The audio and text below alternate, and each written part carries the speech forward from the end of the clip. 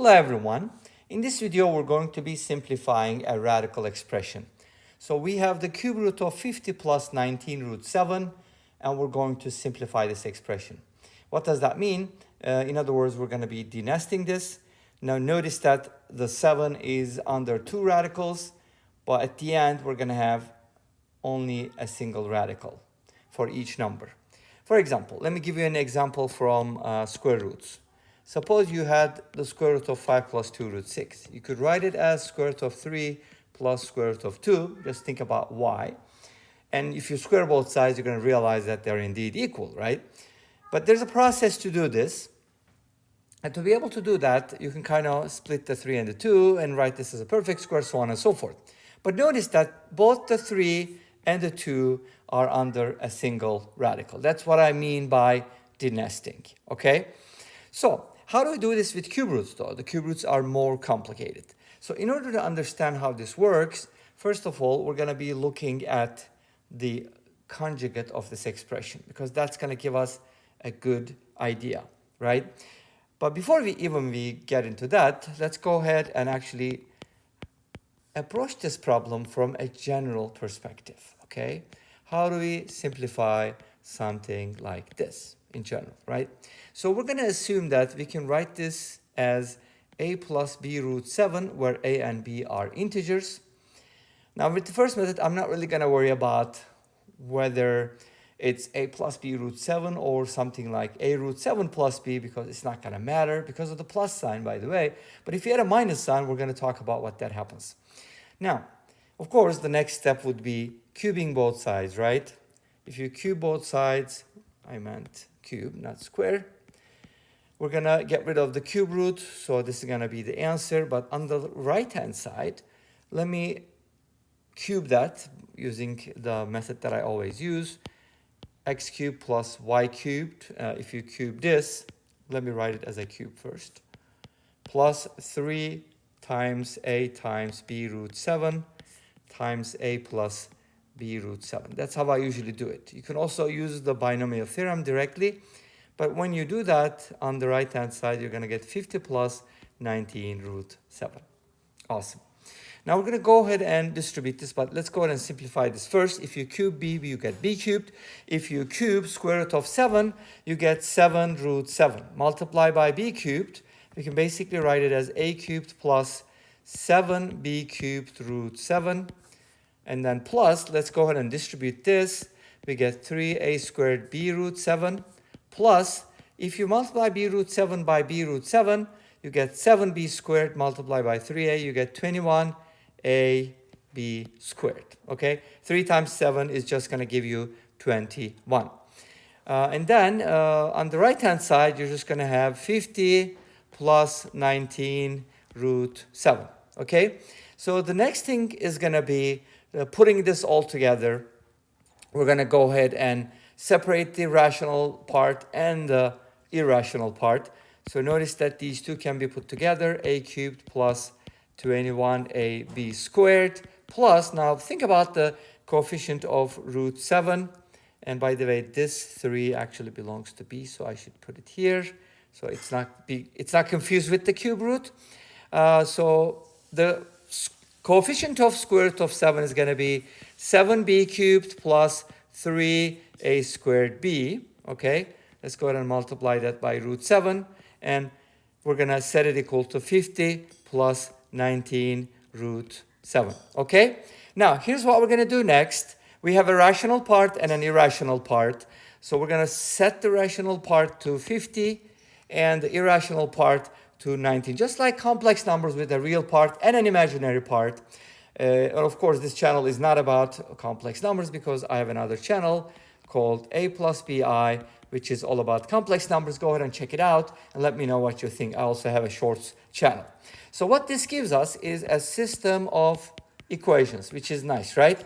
Okay, a cubed plus 21ab squared is equal to 50. And then the second one gives us 7b cubed plus 3a squared b is equal to 19.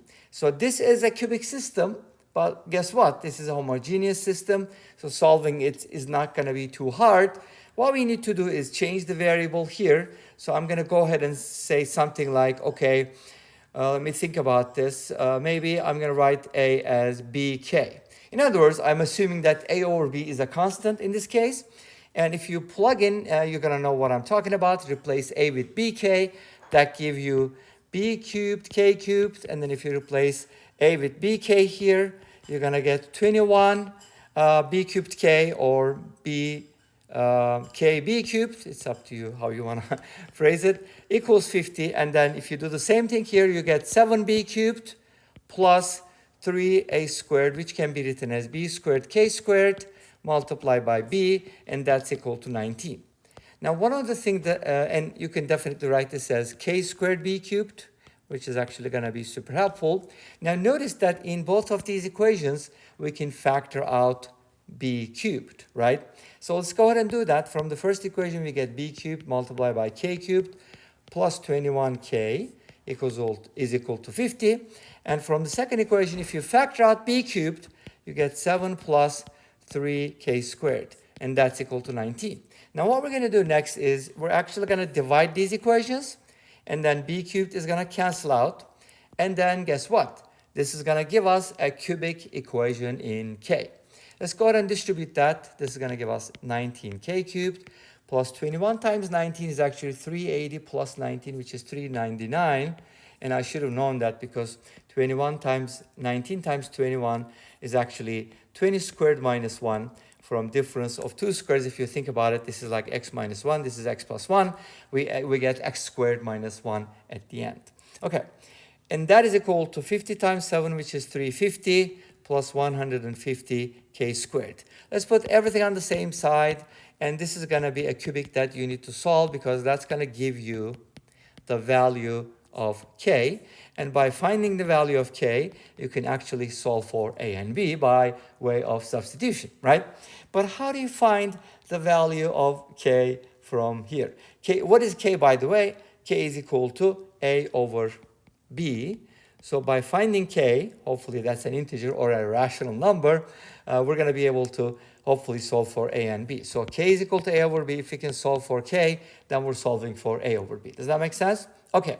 And I'm just going to say, I'd like to say that a over b from this equation, you're going to need to kind of, struggle with this. And if you remember, we assumed our expression was a plus b root 7, right? So the answer is supposed to be in this format. I'm basically looking at this ratio. And guess what I'm going to do? I'm going to test some numbers. Obviously, 1 is not a solution, right? You can see that immediately, hopefully, because the sum of the coefficients is not 0. And the next number you're going to try is something that goes into 350, possibly 2. Let's test k equals 2. It's going to give us 19 times 8 minus 150 times 4 plus 399 times 2 minus 350. Now let's go ahead and check this out. This should be 798. This should be negative 600. That's a negative 350. And 19 times 8 should be 160 minus 19, which is 141, right? Is that right? Did I get that? Oh, no, actually, I meant to 8 times 20 minus 8. That's what I meant. 160 minus 8, 172. So let's go ahead and add these two together. There's a 0, 16, 17, 8, 9. So we get 970 minus 950. That didn't work. I was hoping that this is going to give us a good answer because I was hoping that k equals 2 would work in this case. It's actually supposed to work, but I don't know why it didn't. Maybe I messed up in one of these equations. But let's go ahead and take a look at the alternative solution because I think that's going to be a really cool one. Okay. Now, one thing that I want to tell you is, remember when we wrote our equation originally this way, I told you that I was going to talk about the conjugate of this expression, right? Which is actually something like this. But here's the question. Is this really the conjugate or is it this one? How can you tell? So here comes an interesting question. Which of these expressions is positive, right? Because if you want the positive answer, which I really want to get, you should know which one is bigger. And the way to find out is you kind of need to think about it this way. What happens if I multiply these two things? I get difference of two squares. So let's go ahead and square both of these numbers and see which one is bigger. This one and this one. Second one is easy. It's 2500. Actually, the first one is not that hard either. I believe when you do the work, you're going to get 361 times 7, and that should be 2527. Okay, great. So the radical is bigger. So in other words, 19 root 7 is bigger than 50, and this means this expression is positive. Because if you cube root a negative expression, you also get a negative result. So I'm going to go off of this then. Cube root of 19 root 7 plus 50 multiply by 19 root 7 minus 50. And guess what? This is what I'd like to do. If this is equal to a root 7 plus b, by the way, a and b, am I using it the same way?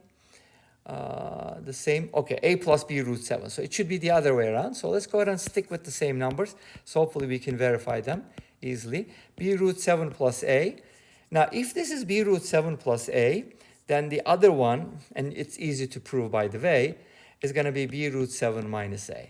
Now, this is really cool. You know why? Because when you multiply these two things, you can actually go ahead and get something like 7b squared minus a squared. Okay, great. But what are these, right? So that's what we need to worry about. So, but here's the thing. If you can find one of them, then you should be able to find the other one pretty easy, right? But the question is then, how do you find the values of a and b? Oh, so this might be a little helpful because we already have another equation. And what we can do is we can go ahead and expand, let me see. Yeah, we can go ahead and set it equal to the same thing and then just cube both sides, and then we're going to be getting something. Well, we could probably do this. Let's take one of these equations, a cubed plus 21 ab squared, right, is equal to, what was it, 50. And then from here, we should be able to find the values of a and b using this as well. But of course, you have to cube the other one, so on and so forth. Anyways, we get the idea. Hopefully, you're going to be able to find that at the end.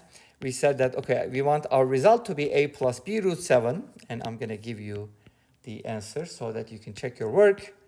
But this should be a plus b root 7. And from here, you should find a equals 2 and b equals 1. And that should actually give you the result. And you can actually check that real quick here. 8 plus 21 times 2 times 1 is 8 plus 42, which is equal to 50. Let me go back and check these values with the first one because I don't know why I wasn't able to find a solution from here. If you check the second equation, it's going to be a equals 2, b equals 1, right? So 7 times b cubed is 7. 3 times a squared is 3 times 4, which is 12. 12 times 1 is okay. Both of these equations are correct, but I don't know. I probably messed up somewhere here, and I did not get the right answer somehow. I said k is equal to 2 should work. This should give me 798. That's a 350. Anyways, you'll figure it out because this brings us to the end of this video. Thanks for watching. I hope you enjoyed it. Please let me know. Don't forget to comment, like, and subscribe. I'll see you next time with another video. Until then, be safe, take care, and don't forget to check out SyberMath and aplusbi, and bye-bye.